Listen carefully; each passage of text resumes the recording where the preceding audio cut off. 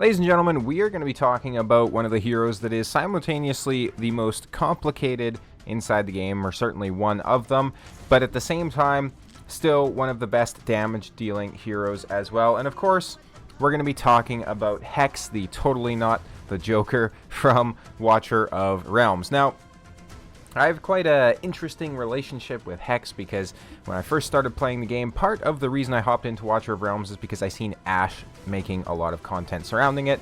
I watch a lot of his content when it comes to Raid Shadow Legends and those sorts of things, so big shout out to Ash there if you just happen to be watching this video, right? So I watched him. He was always talking up how good this guy was, showing how much damage he'd do, showing where he was useful in the game and all that sort of good stuff. So when I started playing, he was definitely one of my most wanted heroes for a long time. The problem was, he avoided my account like there was no tomorrow. So it was so long from the time that I started playing until when I finally got him that he inevitably felt a little bit underpowered when I got him. Underwhelming might be a better way to put it, right? Because I already had Nyx, I had some Awakenings on her, I had Silas, I had some other good marksmen as well, like Hatsuit and Sargok and all those sorts of things. So, you know, Hex shined a whole lot less bright, essentially, so to speak, right? But since then, I have had a chance to use him more. I've gotten his exclusive artifact and all those sorts of good things, and I can truly see just how good this guy is now. So you can see from his reviews, he is still an absolute beast inside the game, and we're going to be going through his kit here today. First of all, faction membership. He is a faction of the Star Piercers, as well as the Infernal Blast. Two factions that are still incredibly strong for PvE content.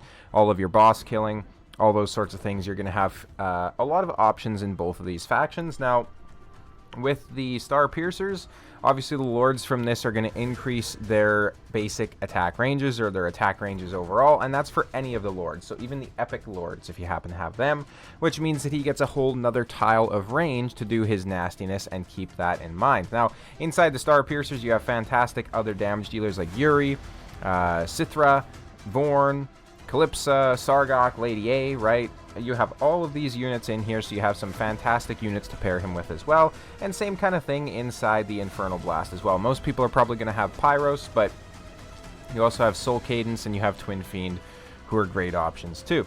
Now, let's go ahead and take a look at his skills. So first of all, his talent. He gains one card of Fate with each attack. So card of Fate, so it's not an effect, but it can trigger other effects at certain stacks. So when he has 4 cards, the hero has a chance to randomly obtain one card from the following. So Temperance, where he throws 3 cards, each dealing 140% damage while inflicting a 75% slow for 5 seconds, which is insane, by the way.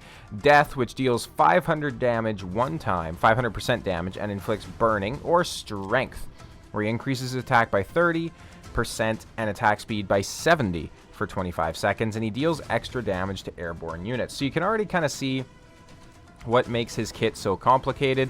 There's a lot of RNG, right? So he has these cards of Fates. He needs 4 of them to do big effects. You know, it is what it is, right? There's RNG there. He has to get those attacks up. Plus, that's in addition to all his passives, his basic attacks, and his ultimate, which we'll talk about. So basic attack deals 120% magic damage to one enemy, prioritizing airborne units. Now, that's another significant thing to call out with Hex, is that he is a magic damage dealing marksman, right? Which is very rare. We don't have many other magic damage dealing marksmen. So if we look at like basically everybody, I think besides like him and Talon, and then obviously like Vorn, almost everybody else is piercing, right? We also have Poseidon, obviously. We have this chick whose name I forgot, but pretty much everybody else is a piercing damage dealer, whereas him and a few others are magic, right? So that's something to keep in mind. If you're needing him for certain guild boss content, you know, that's a potentially fantastic option. And he's just a unique option where it's not just another piercing damage dealer, which is pretty cool. Fate, Judgment, passive. Each attack launched has a 20% chance to inflict stun on a target for 2 seconds. Increases damage dealt to targets inflicted with CC by 60%. So obviously this stun can be useful. It's a little bit RNG heavy, obviously, right? 20% chance is not that insane, but this makes him a little bit useful for Guild Boss 2, the Semra, of course. Now, Fate the Hermit, when triggered by receiving damage, resists the incoming damage and gains invisibility for 3 seconds. This effect can only be triggered one time every 40 seconds. This is insane. So if somebody's coming to do a big slam, right? So for example, Semra, if you're using him in Gear Dungeon 2 and somebody's about to whack him really hard, he's going to resist that damage and then gain invisibility, so he can't be immediately targeted again, which is pretty insane. Now, let's take a look at his ultimate. So when it's triggered, increases damage by 140% and attack speed by 100, reduces attack interval by 50%, and replaces all cards with the Joker. This effect lasts for 35 seconds. What does the Joker do? Well, it deals 400% damage 3 times and inflicts burning for 5 seconds. So when he triggers his ultimate, he's essentially just going to do some basic attacks in there, and then once he has those cards, right, so the cards of Fate stacked up to 4, he's then going to go ahead and do the big slam that you see in the little video up here, which is very cool, right? Passive bond skill, so you do need Twyla the Red Smile to be bonded with him if you want him fully empowered, or, you know, as powerful as he can be. So, when Fate the Hermit is triggered, Hex gains an additional shield equal to 40% of attack for 10 seconds. If Twyla is on the field, reduces Hex's cost by 4. So, Twyla was introduced significantly later into the game than Hex was, so it makes sense that the bond skill between the two of them might not be as powerful as you perhaps expected, but it's still, you know, a pretty nice bonus. Getting a shield when he takes damage, it's kind of cool, right? If you have good healers, or if he's, you know, built out an Ichor Chalice or something like that, he doesn't really need this anyways. And then obviously, you know, the reduced cost is cool, but most of the areas you're using this guy, you're not really too limited for cost, right? Because he's used in a lot of boss content and those sorts of things. Now, let's go ahead and take a look at the Awakening. So I do have him A1. During the effect of Mad Truth, there is a chance to draw the Fool. So if we go back to his skills, obviously Mad Truth is going to be his ultimate. What is the Fool? Well, he deals 500% damage 3 times and inflicts a 75% slow and burning for 5 seconds, I think it said. I already forgot. So, obviously, 100% extra damage, which means 300% extra damage in total, plus you get the slow, right? So, a pretty nifty Awakening. A2, attack plus 300. A3, during the effect of Mad Truth, performing basic attack against targets inflicted with burning extends the duration of Mad Truth by 1 second, up to a maximum increase of 30 seconds. This is hands down one of the strongest Awakenings that you will ever see on Hex, and this is what really sets him apart in a lot of ways. So, with his A3, every time he does a basic attack, he's extending the duration of his ultimate, simply put, right? Up to 30-second duration increase on his ultimate. If you have rage regen units like, obviously, an Eloin, an Airless, Hollow, units like that, right, that can, you know, get his rage pumping while he has an ultimate going, he's essentially going to be able to just keep cycling ultimates, especially with this extension. It is truly insane. A4, penetration plus 5%. And an A5, each draw returns 1 card of Fate and increases each damage dealt by the Joker and the Fool by 30%. So a massive damage increase, and then obviously the each draw returns 1 card of Fate. So this is when he is doing his draw, right? So obviously. So when he's doing like this effect, right, when he's like drawing out the cards, he's essentially going to get 1 card returned to him. So it's kind of just lowering how many cards he needs to actually trigger his big effects, right? So a super complex kit, right, as well as just, you know, a lot of RNG in here, because even like during his ultimate, there's a chance he can trigger something better if you have him awakened. When he's basic attacking, he's extending his ultimate if you have him awakened, and he can trigger a bunch of other effects too. He's a very interesting hero, right? So let's take a look at the artifact, and it gets even better, right? The Sutra of Caprice is, without a doubt, probably the best artifact in the entire game when it comes to exclusive artifacts.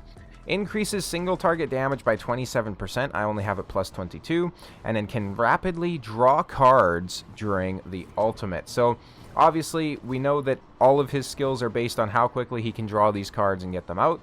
So being able to rapidly draw those is exactly what you want to see. This is literally a game changer for Hex. Like, it's going to make a huge difference when you have him with the mythic artifact versus like not a mythic artifact, or like with his exclusive artifact specifically, I should say. So We're probably going to test that a little bit here as well today. In terms of the gear, Soulbound Arcana is definitely the way to go for like 99% of players. If you can't get him into a Soulbound Arcana set, you could try Cataclysm. If you can't do Cataclysm, then just put him in any other damage-dealing set. He doesn't benefit a huge amount from Infernal Roar. Again, Soulbound Arcana is going to be the way to go. And the reason for that is the fights, again, that you're using this guy in are going to be kind of the long-run boss content, and Soulbound Arcana just stacks up better than Infernal Roar over the time that you are fighting bosses, right? Because obviously Infernal Roar is simply a 40% damage increase to basic attack, right? Whereas Soulbound Arcana stacks up to damage increase of 50% permanently for all skills. And Soulbound Arcana is going to stack based off of ally units activating their ultimates as well, so it doesn't just have to be Hex, which is pretty cool. Now, for the stats, we have him at 15, almost 16k on the attack. He has very low base attack at 3800, right? So it's hard to scale it super high. We have 383 on the attack speed, 85% crit rate, and then 281 on the crit damage, and then we have 32% and a half on the rage regen. Now, obviously, him not being crit capped is going to slightly affect what we can get in terms of like consistent damage numbers, so that's something to consider as well. As you can see, the gear is pretty damn good, but as I always say, I am a free-to-play player inside Watcher of Realms, so this is definitely attainable for anybody who might be playing the game, though it's certainly going to take you some time, obviously, right? So let's go ahead and really just start testing this guy and showcase what he is capable of. So the first place we're going to go, if I can stop getting pop-ups for fuck's sakes, that would be great. We're going to go to Guild Boss, right? And we're just going to show what he's capable of here. So we're going to bring him in with a Lord. So we're going to bring in Eovar. We are then also going to bring in some healers just for rage regen. So we're going to bring in you. We're going to bring in Diao Chown for inspo. We're going to bring in maybe a Hollow, right? And then we'll bring in like a... yeah, we'll do something like that. So this is kind of what we'll do. We'll go in and we'll just test the damage like this and really just show you what he's capable of. So I'm essentially just going to let it run until we get to like maybe 3 minutes or so, just to see the damage with obviously his exclusive artifact. And then we'll go ahead and switch it up. So we'll deploy Hex first, just so that we can get Diao Chown down and she gives the inspo bonus, right? Eovar does not need to be deployed. You can see we're already getting some hits in from him, so we're getting about 85k, nothing too crazy. I forgot to deploy the ultimate, so we should probably restart here because I wanted to deploy ultimates as soon as possible. And then obviously he's going to have rage regen possibilities while the ultimate is going. Now, we could also basically just trigger Diao Chown a bunch here to stack up his Soulbound Arcana real quick, so I think we're going to do that. So we're going to pop his ultimate. This part will be the same for both runs, but we're going to pop his ultimate. Airless is popping her ultimate, and then Hollow pops hers. So we should have pretty close to full stacks of the Soulbound Arcana there. And now we'll just leave. So you can see he's doing almost like 1 million on some of those bigger hits, right? Where he's just doing like the huge slams. So there it is. 796,000 times 3 is pretty insane. This guy can solo shields, right? So when the guild boss puts up his shield, he can definitely solo that. Even in Abyss 1, I've seen people using Hex to great effect on the shields. It can be pretty crazy, certainly. So as you can see, the shield went up, and we were just lucky enough to basically like slam into it with a huge amount right when it went up.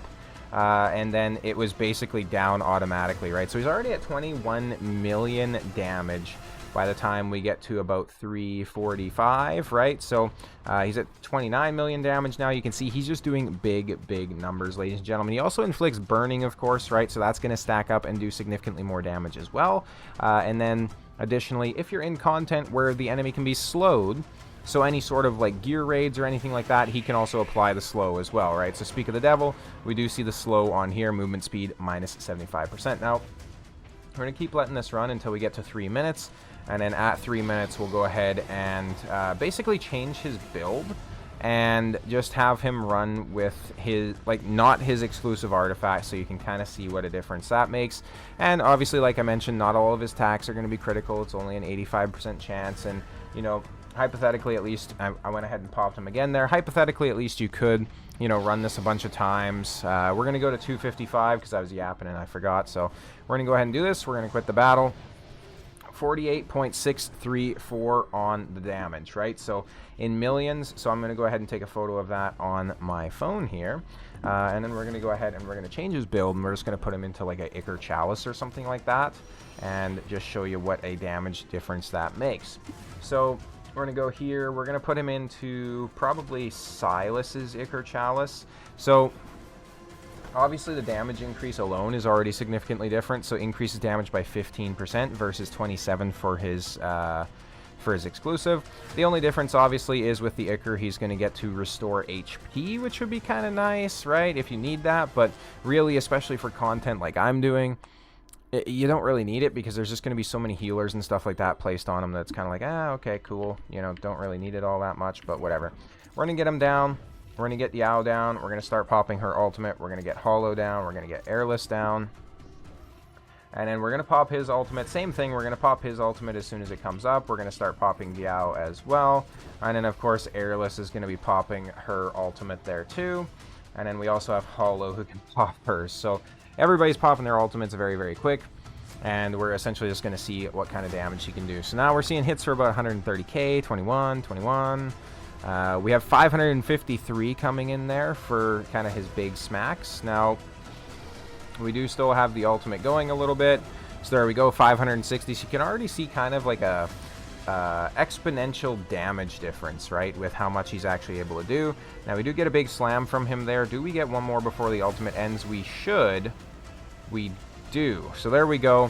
That's going to do a lot to the shield. We may not actually take it down this time, though. Though there's a decent chance that we'll survive the smack even if we don't. So let's see what's possible here. Let's go ahead and pop this. Hopefully we can take it down. Fingers crossed. I don't think we're going to. He's just going to be too late on the damage. So you can see, like, what a difference his exclusive artifact makes, right? Like, obviously being able to rapid draw during the ultimate and everything like that. So now his damage is going to be significantly less, obviously, because Diao-chan got taken out. She's no longer with us. He is still doing pretty big numbers, though, right? So, like, 549k, but you can just see that significant damage difference. We don't even need to run it the whole way. So, you know, simply put, if you have Hex and you want to min-max your DPS, definitely make sure that you're running him in his exclusive artifact. Now, it's to the point where I would say that a baseline promo exclusive artifact for Hex is going to be better than basically any other artifact that you can equip on him. It's that simple, right? So if you don't have it, go try and, you know, farm it. Make sure you're doing your runs through the Void Rift as well each week, so that you can try and get the exclusive artifact crafting materials. Now, we're going to go ahead and test him in a couple of other areas here. So another area that you'll see him quite often is inside the single target arena. Now, obviously at Overlord, you're probably not really going to see him. He just doesn't really have what it takes. But when you get down into like your lower levels, like bronze and stuff like that, you'll start to see him in here. So you can see he's like top 7. When we're looking at silver, he's top 4, right? Gold's top 4. And then even platinum, you'll see him in here quite often. So he's still top 17 inside platinum. Now, Overlord's definitely where he falls off, right? In Overlord, they're basically just min-maxing all their compositions, so it gets a little bit crazy. But we're going to go to the defense team. We're going to go single target. And we're just really going to show you what he's capable of doing. So we're going to bring in like an exclusively Star Piercers team here with Diao-chan to basically just show you what we can do. We'll bring in like a Numera as well as kind of like a fighter that we can place behind the Diao. And then Talon is going to be our tank, which is going to be perfectly fine because she can heal damage because she's equipped in an Ichor Chalice. The only tank inside the entire game that can be equipped with an Ichor Chalice, which is pretty cool. Only issue is she's 16 cost. So, yeah, we do catch the enemy, which is perfect. So we're going to go ahead and just let him do his thing. We're going to save up the cost until we can place Hex. Now, in no way is this a showcase for how you want to do things in the arena, because this would not really be a viable arena team. You'd be getting clapped right now, right? So especially in the higher platinum levels, if you're going against any sort of like a Valderon or something like that on the other team, this amount of time being taken to do the DPS would just absolutely decimate you. So once the enemies come out, though, we're going to go ahead and pop the Hex ultimate. Now, he does have a very long-lasting ultimate, so he can certainly be quite nice in that regard. Now, he's going to do his big slam here, which says 547. I seen an 800k hit in there as well, and you can see just how quick he takes out the enemies, right? Now, obviously, he's not going to be quite as efficient at something like this as, say, like a Sun Wukong or something like that, but he can certainly do some decent numbers, right? And I don't have him built the best, I wouldn't say. I do have, like, a very solid build on him, certainly, but you could still get some better DPS and whatnot out of him. We're going to go ahead and pop Numera as well, and we should pretty much take down this enemy without an issue. There it is. Big damage. I'm definitely going to have both of them deployed because I want to really just showcase like the damage between the two, because Numera is a fantastic fighter option, and she does something very similar with it being magic damage. So we're going to place down our Yovar as well for just extra DPS. Now, that being said, without some sort of a rage regen unit, Numera and Hex both cycle pretty slow. So you're going to be sitting here just waiting for your ultimates before you're really doing much else. Now, I know you can't really see his ultimate because my big head is in the way, but he's at 77% at the moment, 86 now. He was at 77 quite a while ago, so he's at 95 now. We'll go ahead and pop him right away here. There we go. Again, definitely not the Joker, by the way. Definitely not Heath Ledger. I don't know why you would suggest that. This guy is a unique design, not copied from any media. Never seen something like this before. He's very cool. Very cool. That being said, as you can see, very, very decent damage. So we're essentially just going to try and get through all probably 9 waves here. I think I'll speed it up a little bit.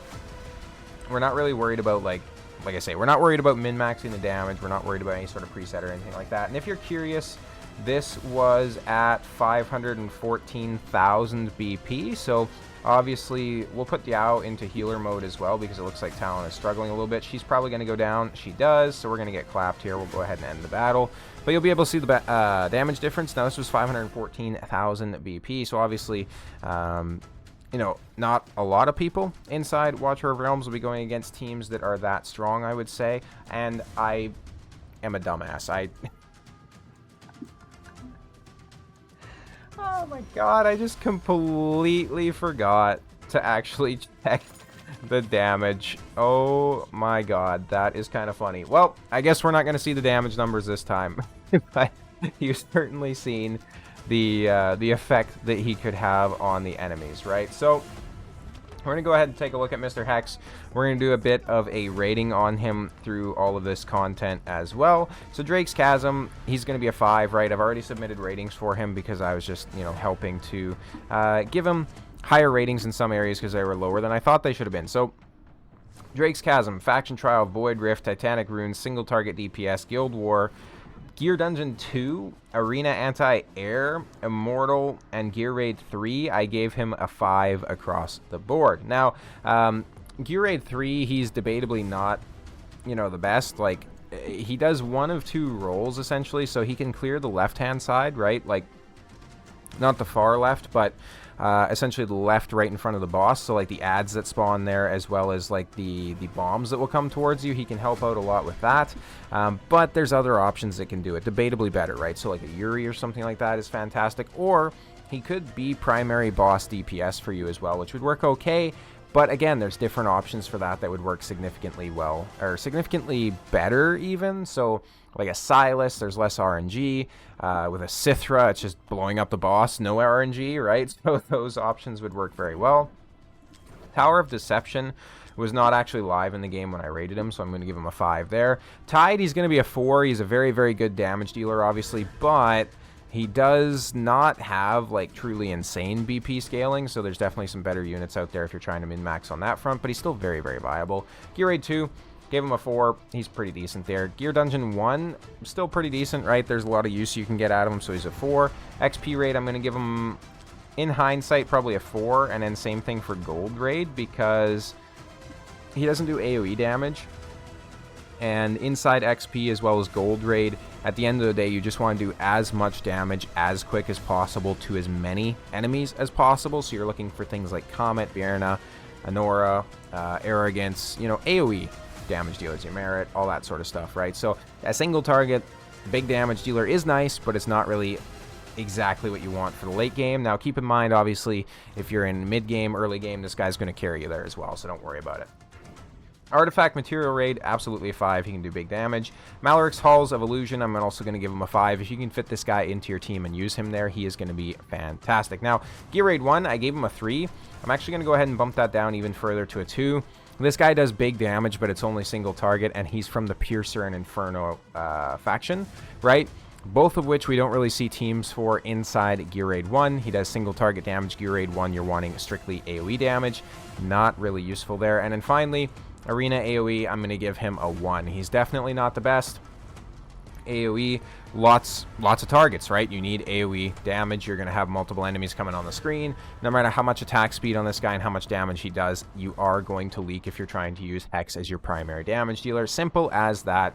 You're going to need something like a Valara or something like that to get through it, right? So definitely going to be a 1 there. So that's kind of my updated ratings on this guy. Now, obviously, if you have him, book him, right? Build him. I wouldn't necessarily recommend using soul stones on him because, you know, they are pretty rare and there's probably some better options out there. I soul stoned mine actually so that I could try and push 50k back in the day inside Drake's Chasm. Kind of regret it because I'd rather now have that soul stone to throw into like a Kiguri or a Wukong or something like that. But I mean, it is what it is. And in case you're wondering, no, the A1 did not help me reach 50k, which is kind of funny. But that being said, if you're this far into the video, make sure to go ahead and like, comment, and subscribe to all that YouTube jazz. There's also my Discord link down below where I'm trying to grow the Watcher of Realms community. Get in there and brag. Tell me I'm wrong about the builds. Showcase your builds. Showcase, you know, where you use them, all that sort of good stuff. I'd love to see it. I'll see you guys next time.